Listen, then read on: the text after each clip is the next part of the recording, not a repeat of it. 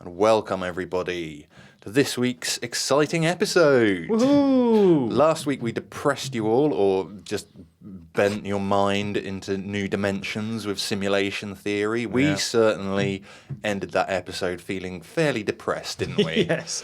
My brain was melted. I didn't know which way was up, which way was down. You struggled to drive home. I did, yeah. Got home, didn't know what the time was. I didn't even know what was going on for dinner. I just lost track of time. Yeah. And my brain was just mush. Well, let's try and not pulverize our brains quite so much this week. But it is kind of an extension of last week. Yep. Because last week, obviously, was glitches in the Matrix. And I was kind of trying to demonstrate Nick Bostrom's theory of the was it like an advanced civilization studying its own past through the simulation. Yeah, he was the downfall of last week's podcast. Yeah, whereas glitches in the Matrix, I mean, the Matrix itself, the humanity was enslaved by machine overlords or artificial intelligence. Yeah. So there's a point in the film where Morpheus is introducing Neo to the whole idea of the Matrix, and he's telling him about human history and how in early 21st century humans marveled at their new creation of AI, artificial intelligence, but then very soon things turned south. Human and AI came into combat. Humans blocked out the sun, so the machines didn't have any power, so machines enslaved humanity to create power through them. Yeah. And in a lot of films, that seems to be a recurring theme, you know? Like AI is created, clash, machines versus humans, which one wins, you know? I mean, like we've seen it again and again, the Terminator, the Matrix, you know, there's plenty of films out there that have this similar sort of synopsis, this theory. But I mean, how realistic actually is it, and how damaging can AI be, or is it potentially beneficial to it? I mean, at the moment, with the AI that we've got going on, everybody has some form of AI. You carry it around in your pocket all the time on your phone. You know, my phone blinked up today with the health app saying that there's a difference in my normal daily routine. It's noticed that, and it wants to tell me about it, and I'm like, go away, I don't care. I got a broken foot, I'm still healing. Yeah. You know, so we've all got it, and we've got the 3 Amazon Alexas in our house. Nice. I like that. Yeah. And my girlfriend uses them all the time when she's at work, listening to different radio stations and all this sort of thing. It is a benefit. It does make our lives easier. Yeah, it certainly does. Yeah. I do the same thing to fall asleep at night. You just say, Alexa, can you play Rain on a Tent or something? That's the go-to. That's your go-to. And then I'm asleep within 5 minutes. But what's great is you can also just say, I'll turn off in 2 hours, and then you don't have to worry about it. And these applications are useful in our general day-to-day life. And as AI progresses, as people develop more AI tools, it's helping businesses, it's helping all over the place. I see all the time now, in recent months, on YouTube, so many channels going, AI created this episode, this is what AI can do for you. There's channels on YouTube that help you to progress your channel, and they're turning to like AI with their tools and saying, well, what your title and your description, you could use AI to create that, or to make it more enticing to humans to click that link and look at your video. And people have shown that they're getting elevated number of views from using that approach. Yeah. Have you seen the thing going on lately with chat? Is it GBT? GPT, yeah. And that's blowing up everywhere around the world because there's like a moral compass of, is it correct for people. I think it's mainly targeted towards like college and uni students. Yeah. Because a lot of them are just using it. Yeah. And this is one of the downfalls of it. Yeah. I mean, it's an amazing thing, this chat GPT. You can just type it a question and it'll answer you as though it was another human. You know, it almost passes that Turing test, they call it, don't they? When you don't realise whether you're talking to a human or an AI. But, and this is the thing, it could potentially make students and children lazy. Yes, yeah, 100%. Teachers can almost no longer give out homework because they don't know if it's the actual student that's going to be doing the homework. Whoever it is can just go to Chat GPT and say, "Can you give me a 5,000 word essay on World War II?" And bam, instantly in 3 seconds they've got a 5,000 word essay on World War II. Yeah, and I thought that the bad part of it as well is if students are using it and it's a specific thing that maybe uses heavy machinery or whatever it, if they're not taking that knowledge actually in, they're just not using it. Yeah, they're not learning anything. Potentially really dangerous. I've got a good example that I actually saw earlier today on Instagram or somewhere, I can't remember. But it was like a student who was like developing some kind of app for his phone or tablet or something, and he was learning to write the code to do it, and he'd encountered a problem. I'm not entirely sure what that problem was, but he turned to Chat GPT and said, "Look, I'm developing this thing, can't get this aspect of it to work. Can you write me a code that will work?" And Chat GPT was like, "Yeah, here you go." Bam. Just instantly just wrote him out a load of code and said that should do what you don't, whether it's a random number generator, I'm not entirely sure, but you know, it was like, yeah, there, bam, that works. And he's like, excellent. So he takes that, tries to apply that in the programming that he's doing, and it didn't work. Oh, it didn't? No, it didn't work. So he goes back to Chat GPT and says, "Oh, your code didn't work. Can you debug it for me, find out what went wrong?" Chat GPT is just like, "Nothing went wrong. Worked fine on my machine. Must be your problem." That's weird. But it's almost like a human. You know, he hasn't... But yeah, he doesn't deserve that code because he hasn't learned the application.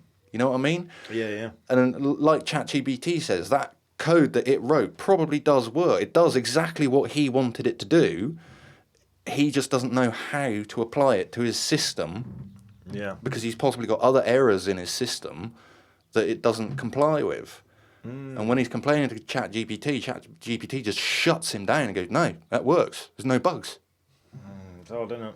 And very odd. So he's not learning. So, like I say, it's detrimental to his learning process to be using this tool that is there to try and help. It's really not helping him in that situation. Yeah, it's the same for. I was talking to my mate Phil, who's a mechanic, and he's now got the problem where all these new cars that are being built and manufactured, some of them don't even have. Have you seen the ones that don't even have mirrors on the side now? They have cameras instead of mirrors. Yeah. And he said there's so many electronics and things that they're getting a bit worried about. In a few years, will they actually be able to fix the cars? Yeah. Because you need an electrical engineering degree to do it rather than a mechanics. And they're not going to have these old school greasy mechanics that get stuck in. It's all going to be run through a machine, and it's all going to be electronic and stuff. And he was saying it's actually he prefers it the old school way, because these new cars, they're always trying to beat each other. Like, different car companies are trying to do this new thing that involves more electronics and things like that. And he said it's just getting dangerous because they've got a problem now where if there is an electrical problem that they can't sort out, they have to call in a specialist from that company, and then the customers are unsatisfied because it costs them an arm and a leg to sort it out. And it's just so far advanced now. It's crazy. And it could potentially lead to job losses. Particularly in that situation, you know. And Elon Musk has been on television having stated, you know, we're going to have to do something because unemployment at some point is going to become an issue. Yeah. Where robots can do things so much more efficiently than what we can, we become redundant. Yeah. And he suggested at one of these government meeting summits that a basic living wage should be applied across the planet to just everybody because of this impending unemployment that is on the horizon. And that is the thing. When you think about AI, it is impending doom, really. Not necessarily impending doom, but it's inevitable. Yes, yeah, you can't avoid it. There are scientists out there that maybe don't think about the ramifications of what they're doing. They're so deep into actually creating it, they don't think about whether they should be or shouldn't be, and what issues might arise. Already, even like you said with this ChatGPT thing, I highlighted to you last week off air, not on the episode, but how potentially damaging this could be even to the podcasting industry. Yeah. It's already started winding its way into YouTube. YouTube creators are using AI to almost create their content for them. You can get AI that will create video content. ChatGPT will write you a script. You know, there's very little minimum effort by humans to create their content. And in podcasting, even easier. When you haven't even got video to go through, you can use ChatGPT to write you a script. You just tell it, right, I want a script that'll last half an hour, around about 200 words a minute, on, again, World War II, or, you know, whatever your podcast is about. Yeah. ChatGPT can write you that script. You can then take that script and put it into several other applications. One of them is called Overdub, where if you give it an example of your voice for long enough, I think it's around about 30 minutes worth of talking, it will then literally map your voice, and you can feed it a script, and it will read that script back to you as though it's you actually reading it, with all your inflections, your voice tones, and everything. And who's to stop anybody from doing that? I mean, that's 3 days worth of work. Yeah. And you could just upload to your podcast site, and you could put 10, 20 out in a day. Yeah. Our fans and listeners will know if it's not us, because we knock the mic every episode. Yeah. Well, the one thought that I had on that actually is we always try to include an element of comedy into our podcast. Now, that is something... We try. But that is something that AI is really going to struggle with. Because AI doesn't have emotions, and comedy or laughter is an emotional response, isn't it? Yeah. And obviously there's various ways of creating that emotional response. Comedians are very, very good at it. And one of the easiest ways is to create like a surprise, because your brain isn't necessarily listening to every word that I'm saying. It's predicting what I'm saying as well. So even as I'm saying this sentence, your brain is predicting what I'm going to penis. And when it doesn't hear what is expected, it becomes funny like that. Yeah. Sometimes it works, sometimes it doesn't. But AI doesn't know that you can't just drop a wang into every sentence and it's going to be funny. So comedy is the one thing at the moment that humans have got going for them above AI. Yes, it's a very good point. So you did actually catch me off guard there. Did I? I was hoping to. That's the one joke that I planned in this entire episode. Do you think AI will eventually be able to finish each other's sandwiches? Possibly. I don't know. I mean, there was that thing I saw a few months ago. Was it Google and someone else had put two AIs into communication with each other, and they developed their own little language, and they had to switch it off and end it because they didn't know what these AIs were discussing, because it just seemed to be a random string of words. Yeah. And there you go. That's another thing, another warning, really, isn't it? That we're getting into something we don't know about. Every step we take in AI, we have to do so carefully so that we don't end up in the Matrix or with Terminators running around the place. So, whatever that happens to be. I've got a question for you. While we're doing the subject of AI, have you ever thought about this? That the internet is everywhere around the world. Well, a lot of places around the world. What is it? Is it like a supercomputer that's in one location? Or... No. It's made up. It kind of is a supercomputer, but it's not centralized. It's decentralized. So it's in many, many locations. You couldn't just flip a switch and turn off the internet, because if you turned it off in America, then China would still have it running and Russia would still. You know what I mean? Yeah. Many, many servers make up the brain. For those countries. No, sorry, but anywhere. But anywhere, like all of Europe, every country in Europe is going to have its own servers. Almost, every business has its own servers, and that's all right. Each server only contains a small part of the internet, but each small part makes up that whole. Yeah, I just never really thought about it, because I did actually wonder, like, is it possible that the government could switch the internet off when they chose to, you know? I think they can restrict access to it, but they can't literally switch it off. Yeah. Oh, it's just a food for thought. And I guess that is more dependent on the internet service providers. And you see that because here in the UK, a few years ago, the government ruled that we weren't allowed to access BitTorrent piracy sites, like Pirate Bay and all that sort of thing. And if you tried going there, it would just direct you to a page saying 404 not found or whatever. Yeah. So our government were able to restrict our access to that website, but they're not able to delete the website, because only the person who owns the server can delete the site. Yeah, that's a very good point. All right, thank you. But that's kind of off topic a little bit. But AI, obviously, there's a very big one. I think it's run by Google called DeepMind, is an AI. And that actually has administrative access to all of Google. Wow. It's as a way to maintain Google, because Google's such a big site.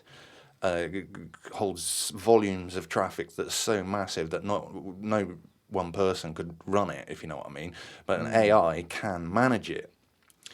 And the people who were developing DeepMind decided they were going to see what they could do with it. And on a sort of side channel, they decided to see if it could play video games without being shown how to play it. Now, do you remember the old game, probably on like Atari ST or something like that, where you've got like an upside down box with loads of blocks across the top, and then there's a baton at the bottom that is just a dash, and a dot that's a ball, and the ball gets rid of the blocks whenever it touches them, but just keeps rebounding forever unless it drops off the bottom of the screen. Yeah. Well, they gave it that particular game, didn't give it any instructions on how to play it. And obviously the first few times it didn't know what the hell was going on, didn't know what it could control or what the aim of the game was or anything like that. Run it through about 200 iterations, and it had started to learn to move the baton at the bottom, the dash thing at the bottom, to reflect the dot to get rid of the block. So it was getting there. They ran it up to 500 times, and at number 500, it had figured out that the easiest thing to do was to burrow through to the top of the blocks and let the ball just go ding, ding, ding, ding, ding, ding, ding, ding, ding, ding, ding against the top, and just hit the blocks from the top down with minimal effort from itself. And 500 goes. That's quite clever. Yeah.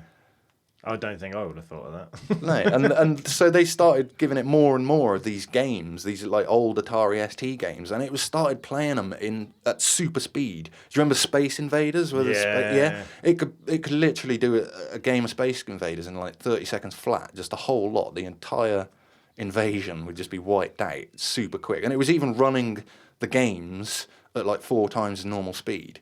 Wow, I bet Tetris was easy for it as well. Definitely. I suppose a computer would work that out. And so they actually took this one step further and put it onto the oldest board game in the world. Now, you might think that's chess. It's not. I was thinking Snakes and Ladders. Oh, were you? Don't know how it goes, Snakes and Ladders, or anything that rolls a dice. But no, there's a game called Go, which was invented in China thousands of years ago. Not entirely sure when, but it is a strategy game. Kind of looks a bit like checkers. You start off with just an empty grid, a board with an empty grid on it. One player's white, the other player's black, and you put counters, or these little stone counters, onto the board. And the idea is that when your counter goes down, you own one tile of territory. Now, if you string counters together, and create a box in the bottom corner, all of that bottom corner belongs to you. Is it kind of like Othello? Yeah, kind of like that, yeah. And if you string your blocks around the other player's blocks, you can then remove their blocks and that area becomes yours as well. It's very strategic. And it's people in Asia really, really love it. It's a massive game over there. Nice. So they tried training this AI to play Go. They called it AlphaGo. And they spent years and years and years developing this AlphaGo AI. And that's its only job, is to learn how to play Go and play it as well as a human. Okay. And when they started getting somewhere with it, they found the European champion only lived in like France, and invited him to come over to their offices to have to help them. They didn't tell him what it was for initially. They just said, we'd like some input because we're studying Go. So he came over to the UK, to London, to their offices, and they sat him down and they said, well, we kind of want you to play a game of Go against our computer. And obviously he's played computer Go before, probably. There are programs out there that you can load up a game of Go and just have a one-player game versus the computer. And he thought it was going to be easy. It wiped the floor with him. 5 games, he didn't win a single one. He got really depressed. Wow. Really, really depressed. But then they asked him to help them develop it further, because in this game of Go, when you've always heard of like chess grandmasters and stuff like that. Well, in Go, they kind of do it more like a karate belt scheme, where you work your way up the regionals until you get to black belt, and then when you're a black belt or a master, you're then graded on how many dans you can go up. So the absolute top level is a 9th dan Go player, like grandmaster. And this guy was only a level 2. What the European champion, who's like a 2nd dan, level 2 master. So they thought, why don't we pitch it against the best in the world? So they did. They packed up the entire thing, took it over to Korea, South Korea, got literally 18 times world champion, and give him 5 games. He had 1 game per day. The first 3 he lost. And everyone was baffled. Everyone was like, this AI, this computer is playing the game in weird ways that humans wouldn't play, and they couldn't get their heads around it. On the 4th day, he managed to beat it. Nice, cool. Because halfway through the game, he just placed down a tile that it just wasn't expecting. Ah, okay. He kind of got in its head pirate, and he managed to beat it on that 4th day. Really, really great day for him. Unfortunately, the next day, he lost the last game. And the reason is because in the early games, the AI was playing moves that he wasn't expecting. Because it didn't perceive his moves as a threat at that point, it was just populating different parts of the board that it knew it would need later on. So even though there were better moves to play at the time, and everybody was going, what's it doing? What's it doing? That's a bad move. Why would you move there? Well, later on, they'd be like, oh, I see now. And it would just wipe the floor, because it doesn't care. It's not trying to go, right, I want to monopolise this map. I want 90% of the entire board and leave him with 10%. It's going, if I can just win with 1 tile, that's all I need. That's really clever. Yeah, and that's what it did. But the AI is kind of teaching the humans. Yeah, kind of at that point, yeah. It was a weird thing, because nobody really wanted the AI to win, because everybody's like pro-human, But at the same time, by playing that AI, they'd got a new aptitude for the game, Yeah. And so obviously the people who created AlphaGo came back to London, carried on developing and that. That grandmaster got beaten by another grandmaster who's now the world champion. They put it against him. It beat him as well. Then they developed a new version of AlphaGo called Alpha Zero. They put that against AlphaGo, and it wiped the floor with AlphaGo. 100 games they put it. AlphaGo didn't win a single one. This new one was just absolutely on another level. And that was its only task, was to play Go. To play Go. And so someone said, well, okay, yeah, that's fine in this particular strategy game, because they made the claim that you could just give it the rules to any game and it would be able to play it to like superhuman level just instantly. Someone was like, well, that's fine on a strategy game like Go, but what about poker? Ooh. Poker's a different one, because you can lie in poker, you bluff. Yeah. Yeah? So they programmed it with poker. Within 6 months, it was just wiping the floor with anybody that played it. Even bluffing included. It would learn your tells, even though it's got no eyes. That's insane, isn't it? That's really good. So AI is developing. It is. And another proof of this is America, in recent years, spent $400 million on development for fighter pilot programs. Yeah, of course they do. So, yeah, because they want the best of the best up in the air, don't they? Obviously, nowadays we've got drones that can outperform fighter jets because they're remote controlled. And I'm not sure if that might have been the actual test on this, is they were training fighter pilots to fly these automated drones. Mm-hmm.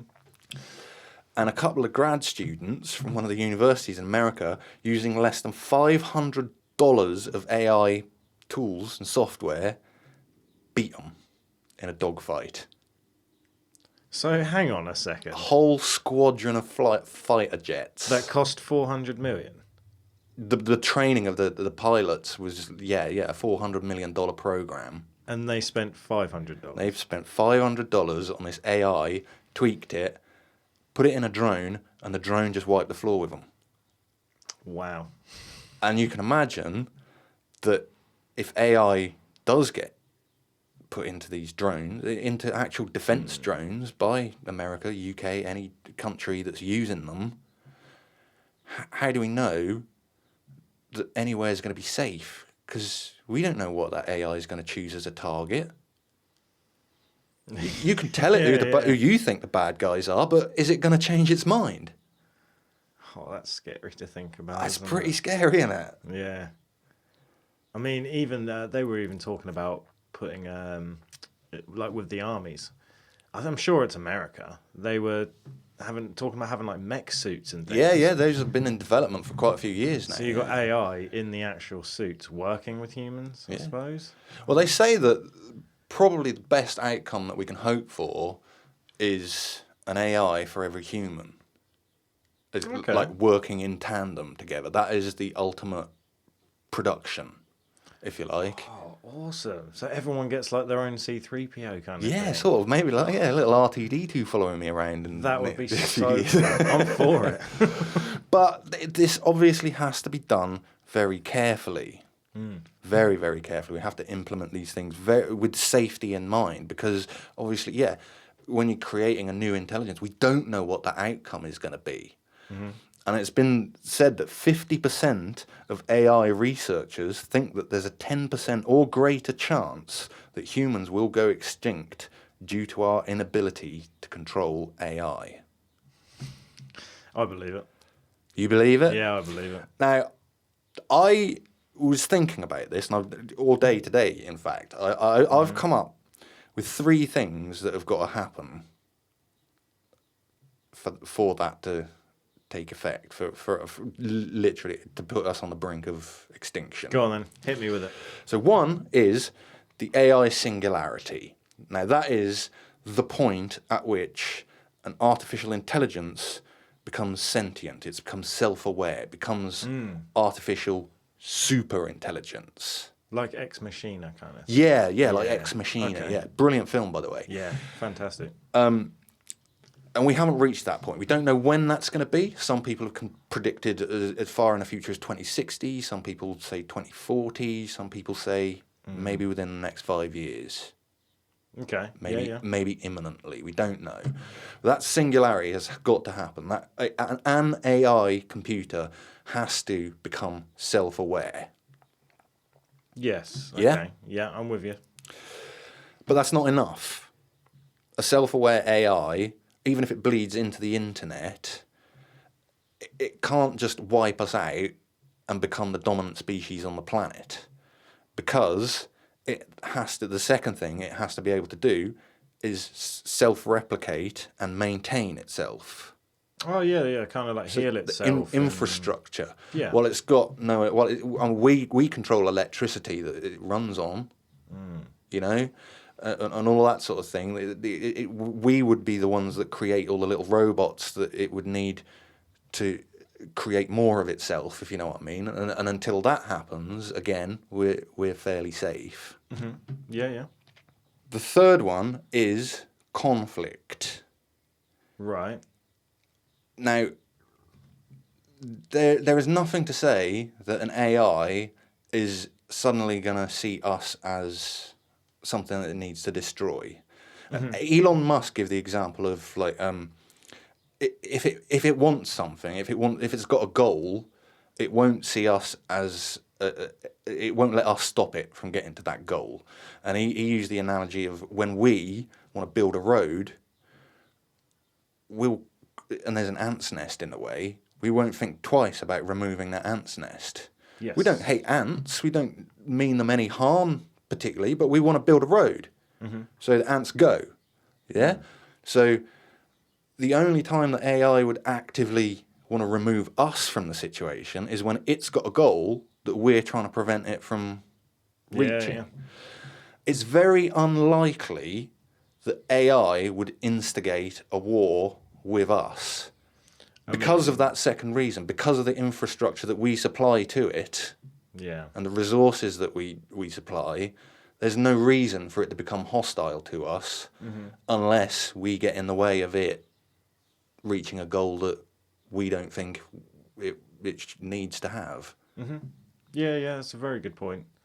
I think. So, there's 3 reasons why we potentially at the moment are safe. Pretty safe. Yeah. Now, I don't know if this is still the case, because I know I've got a couple of mates that have moved over to Japan, but we were always told growing up that Japan were like 10, 15 years ahead of us with AI technology, and they were in the future. I think that one of the only quantum computers in the world has been developed in Japan. Yeah, they are very electronically advanced. So they're quite advanced. Yeah. Now, I read in my research a few years back that, I don't know if this still is the case, so if anyone knows, please let us know. But I read somewhere that the AI and the technology is so far advanced in Japan, and not only that, but the people are very career-driven, that it's not necessarily extinction, but it kind of borderlines what you're saying, is the population of Japan is going down and decreasing. Because people are more focused on their careers than they are in creating families. Yes, and they've also got all that AI and robots to do certain things. So like you said, along with the jobs and stuff like that. So maybe that has something to do with AI as well, like where AI is getting more advanced. And it's like I say, not extinction, but it could be a problem. Yeah. If every country became that far advanced, then not only would you lose jobs, but people would... I think what we've got to focus on is not becoming dependent on AI. You know, like the kid at the start of the episode who was trying to get his code working and asked AI to do it for him. Yeah. That's bad. You know, it's finding that balance between. You know, we need to utilize it and use it to our advantage without becoming dependent on it. Yeah, that's what I think. It's easier said than done. Like Elon Musk says, is you find me a job that a robot eventually, or that a human can do better than what a robot eventually will do. Mm-hmm. And there's really not many of them out there. No, at all. I mean, are some trains already driving themselves? Pretty much. Planes for years have been able to take off, fly, and land themselves. In fact, most planes do land themselves anyway. Yeah. Would you get on a plane that didn't have a pilot, though? No. Definitely not. It's the same with these self-driving cars that we see nowadays. They're trialling in America at the moment. There's got quite a big company that's got like a fleet of self-driving cars and that. I mean, statistically, they are the safest cars on the road. The millions of hours that they've had driving around on real highways, they have had some accidents, but that's been due to human error. Yeah, yeah. You know, they've only ever had crashes, particularly when they're stationary, with other cars, and the only incidents involving pedestrians are where the pedestrians have walked into the self-driving car. You know, statistically they're safe, but you'd still feel weird getting into a car and just saying, "Take me there." Yeah. And then watching that steering wheel turn You're not itself. in control, are you? No, not at all. You're just kind of sat there like, And what would happen if the car decided it wanted to take you somewhere else? Yeah. You feel like you were being kidnapped and there's no one to even fight back at. Yeah. I just had a thought about the scary car from Futurama, where it kind of has a mind of its own. Isn't that the were car? Isn't that Bender? Yeah, the were car. Yeah. No, it's a very interesting thought, isn't it? I think people can't. You see it everywhere you go, anywhere in public. You see people glued to their phones and things. I'm guilty of it. You know? Yeah, all the time. If you haven't got your phone, you feel like you're missing an arm, and I think that's got to be in like 90% of the population is addicted of the to developed their phone. world. Yeah, definitely. Yeah. So you think if that's a baseline, we've only got more to come in the future. Yeah. Because I don't know many people that don't have a phone anymore. No. Or they're like, I've still got a Nokia. Most people Kudos to them, really, to be honest. Most people have Androids and iPhones and other brands. So the people listening to this podcast are likely listening to it by a mobile device. Yeah, yeah. I think it also depends on what you're doing, isn't it? Like AI can be really good if you are just kind of developing apps and making things a little bit easier. Like, iPhone cameras are getting better and better, and resolutions and graphics and that kind of things. It's not a problem. But then when you bring politics and war and stuff into drones and, and you're talking about human lives, then AI is potentially really dangerous. Yeah. So it's literally 50-50, isn't it? It just depends on what you're using it for. Yeah. That's my conclusion on AI. So, but somehow we've got to put this to the paranormality rating, and I'm not really sure, like, how dangerous is AI? But potentially very dangerous, but also potentially very useful. Yeah, yeah. It's only time will tell. Is pretty much it, isn't it? Time will tell. Yeah. So, to be honest, like the dangers of AI, I'm going to rate highly. I'm going high because we've already, like I said earlier, with the podcasting thing, that could potentially corrupt podcasting, could corrupt YouTube. All these media platforms potentially could be affected by AI today. Mm-hmm. Yeah. And moving into the future towards the Terminator or the Matrix or whatever, we just don't know. We don't know. So I'm going 9 out of 10. I'll join you on a 9. 9? Because as you said that, I thought if Terminator actually happened, you couldn't do anything. Terminator wouldn't happen because I think if AI did turn on humans and wanted to wipe us out, it would be instant.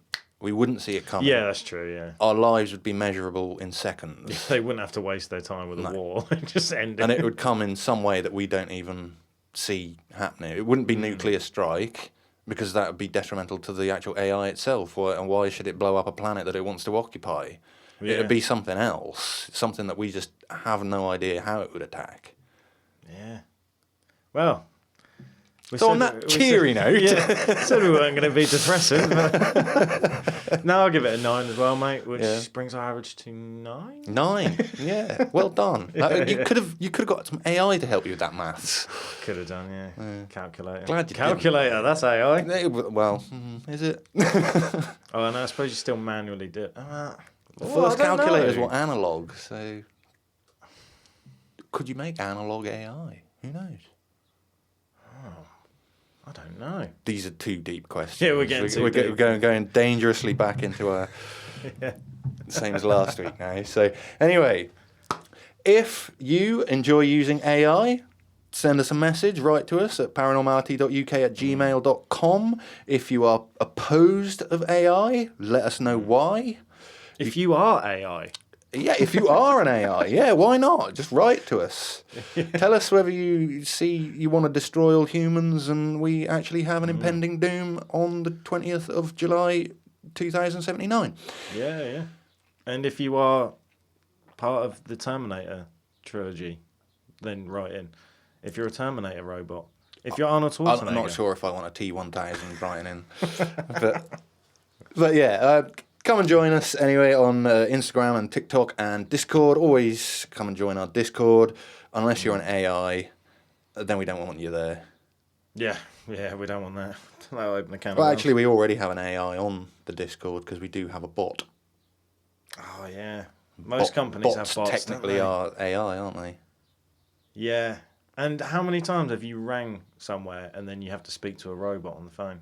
Oh, loads. And you're like, I just want to speak to a human. So it's here. It's here. It's inevitable. In fact, that is the quote that I'm going to finish on from The Matrix. Yeah. Agent Smith, Neo, in the subway, having a fight. Agent Smith gets Neo in a headlock on the train tracks and he goes, "Do you hear that, Mr. Anderson?